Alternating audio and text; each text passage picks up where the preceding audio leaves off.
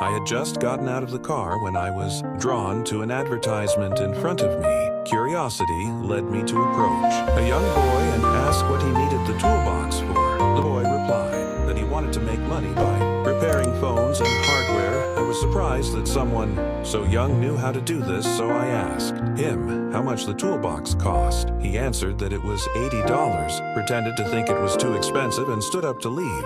But unexpectedly, he called out to me. He said he had gone to 6 wholesale markets, and after comparing prices, $80 was the lowest, and he had saved up $30, so he only needed $50 from me to become my partner. I was moved by his sincerity, so I took $50 out of my wallet and told him that from now on we were partners, but I had one condition: he needed to pay me back the $50 within 2 days. He immediately agreed without hesitation. But at that time, I had no idea that this act of kindness would change my fate.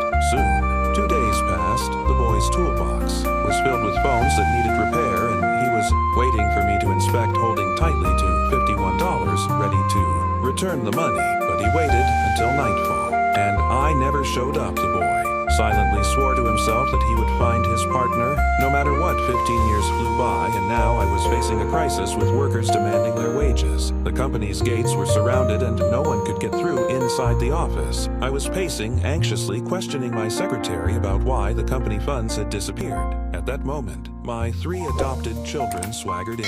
I thought that now that they had grown up, they had come to help me get through this difficult time. But to my shock, my adopted son arrogantly said that if I handed over the company to him now, he would help fill the financial gap, or else I would just have to watch the company collapse. His words hit me like a thunderbolt. I realized that the company's funds had been transferred by them, and now the company had become an empty shell. The workers outside were demanding their wages, and my adopted son, thinking he had everything under control, left triumphantly. But as they walked away, I received a call from the hospital.